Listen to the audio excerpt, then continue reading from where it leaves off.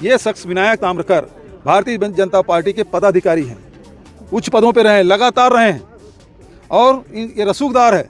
मेरे ऊपर जो आरोप लगाया गया है निराधार है, क्योंकि यह ज़मीन भी मेरी नहीं है और यह ग्राम झेंझरी की ज़मीन है जो मधुबाला प्रीतिबाला के नाम से रिकॉर्ड में दर्ज है।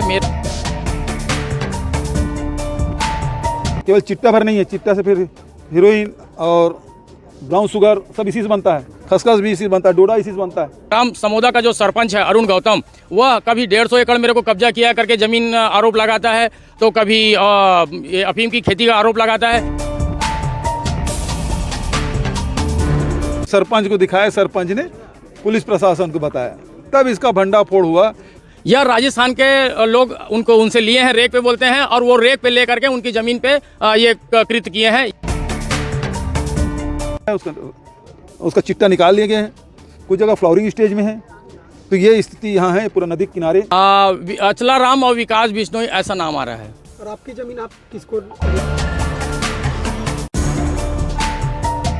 ये समोदा गांव की वही खेती है जहां पर अफीम की खेत पाई गई है। आपको दिख रहा होगा तस्वीर में कि भुट्टे के बीच में अफीम किस प्रकार से उगाया गया। हमने आपको 2 स्टोरी में लगातार बताया था कि किस प्रकार से अफीम की खेती यहां पर चल रही है। लगभग 10 एकड़ में पूरी खेती हो रही है। इसकी खबर मिलते ही पूर्व मुख्यमंत्री भूपेश बघेल यहाँ पहुँचे थे। यहाँ पहुँचने के बाद उन्होंने पूरे जगह का दौरा किया। जिस वक्त भूपेश बघेल पहुँचे थे वहाँ उस वक्त IG भी मौजूद थे। IG के साथ पूरा दौरा किया और तमाम जगह का निरीक्षण किया। इसके साथ ही भूपेश बघेल बाहर आते साथ भाजपा पर हमला बोलना शुरू कर दिया। आपको बता दें कि भूपेश बघेल ने स्पष्ट रूप से कहा है कि ये भाजपा के संरक्षण में हो रहा है, विष्णुदेव साय सरकार के संरक्षण में हो रहा है, क्योंकि उड़ीसा में भी डबल इंजन की सरकार है मगर वहाँ गांजे की खेती बंद नहीं हो रही। वैसा ही अब छत्तीसगढ़ में भी शुरू हो चुका है। छत्तीसगढ़ की गवर्नमेंट जो है वो अफीम की खेती को प्रोत्साहित कर रही है, ऐसा आरोप लगा है। इसके साथ ही जिसकी खेत है विनायक ताम्रकार नाम आ रहा है। फिलहाल आपको बता दें कि कागज़ों की माने तो कागज़ों पर 2 नाम हैं, 2 महिलाओं के नाम हैं जिनके नाम पर ये खेत है, जो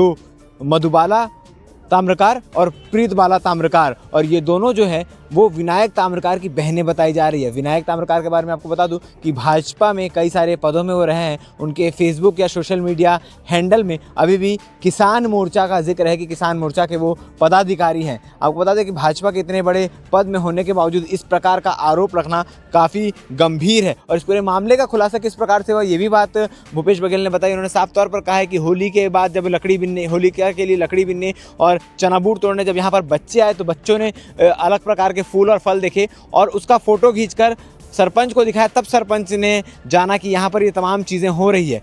जिस विनायक ताम्रकार का मैं जिक्र कर रहा हूँ उसका बड़े बड़े नेताओं के साथ, चाहे वो गृह मंत्री हो, चाहे वो कलेक्टर हो, अधिकारी हो, तमाम लोगों के साथ उठने बैठने का भी आरोप भूपेश बघेल ने लगाया। क्या कुछ भूपेश बघेल ने कहा है आप आगे बाइट में सुनिए। मगर फिलहाल के लिए बड़ा अपडेट ये है कि इतने बड़े नशे की खेती के लिए भाजपा पर अब सीधा सीधा आरोप लग रहा है। भाजपा इस पूरे विषय को लेकर अपने आप को कैसे डिफेंड करेगी या कैसे ये बात बताएगी कि उनका किसी प्रकार से संलिप्तता नहीं है, ये देखते हैं। भूपेश बघेल क्या बोल रहे हैं आप आगे सुनिए। नशा के कारोबार का भंडाफोड़ इस गांव के छोटे बच्चों ने कर दिखाया।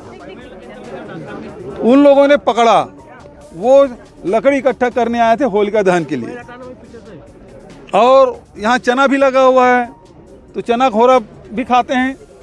जनरली होलिका दहन के समय हम सब बचपने में वही किए हैं, यहाँ के बच्चों ने भी किया, वो परंपरा का निर्वहन कर रहे हैं।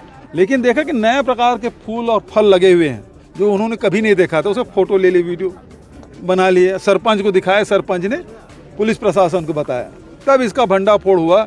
ये शख्स विनायक ताम्रकर भारतीय जनता पार्टी के पदाधिकारी हैं, उच्च पदों पर रहे, लगातार रहे हैं और ये रसूखदार है।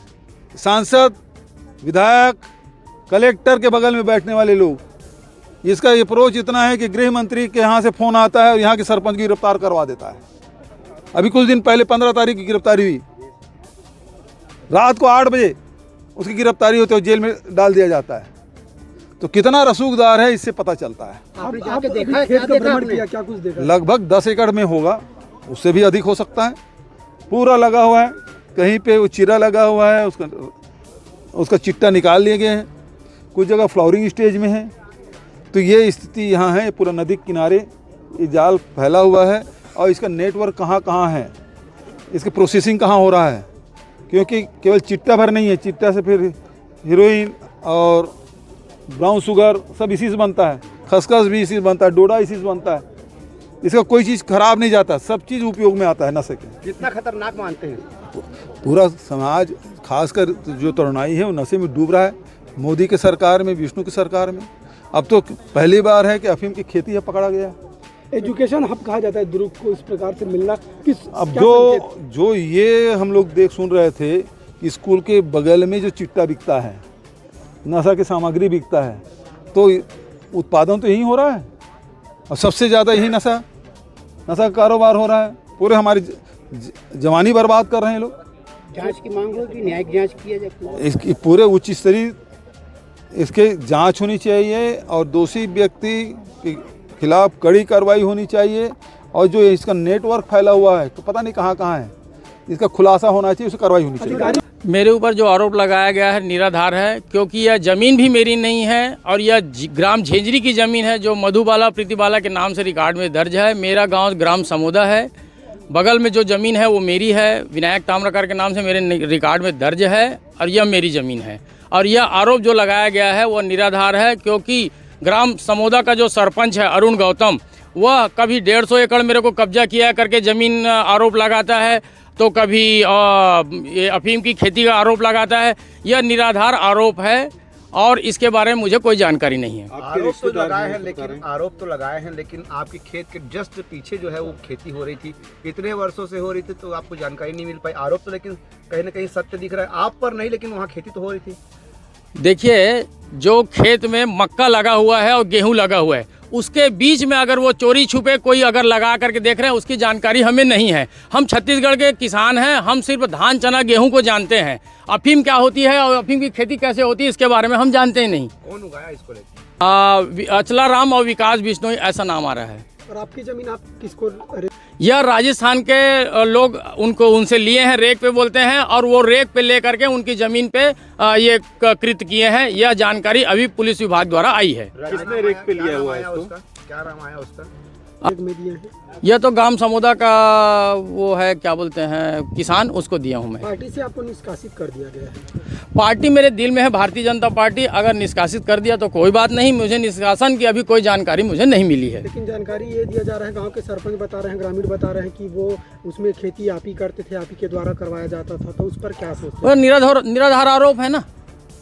और बिजली सप्लाई भी वहाँ के पंपों को यहीं से हो रहा है जहाँ जी नहीं, बिजली सप्लाई जो हो रही है वो मेरे खेत तरफ जा रही है, वो पाइपलाइन आप देख सकते हैं, और मेरे खेत में पानी जा रही है। मेरे खेत में गेहूं लगा हुआ है 30 एकड़ में, मूंग लगा हुआ है और चना लगा हुआ है और धान लगा हुआ है। राजनीतिक द्वेष की आप बात कर रहे हैं, तो किस प्रकार से द्वेष और क्यों है सरपंच को आपसे इतना द्वेष? राजनीतिक द्वेष इसलिए वो कर रहा है क्योंकि उसने अपने नॉमिनेशन फॉर्म जो भरा था उसमें गलत जानकारी देकर के अपने आपराधिक प्रवृत्ति को छुपा करके नॉमिनेशन फॉर्म भर करके चुनाव जीता है, जिसकी जांच के लिए और उसको निष्कासन करने के लिए हमने एसडीएम न्यायालय में आवेदन लगाया है। उसी कारण वह द्वेषपूर्वक की कार्रवाई में झूठा आरोप मेरे ऊपर लगा रहा है। दूसरा चीज़, पूर्व में उसकी पत्नी जो सरपंच थी उसने 23 लाख रुपए रेत रॉयल्टी का गबन किया था, जिसकी जांच के लिए मैंने लिखा और 23 लाख रुपए रिकवरी हुई। 6 साल के लिए निष्कासन भी हुई थी उसका, और 3 दिन जेल में भी रही वो, और उसके बाद वो 6 साल के लिए निष्कासित हुई है, जिसकी बदला लेने के लिए वो मेरे ऊपर आरोप लगा रहा है।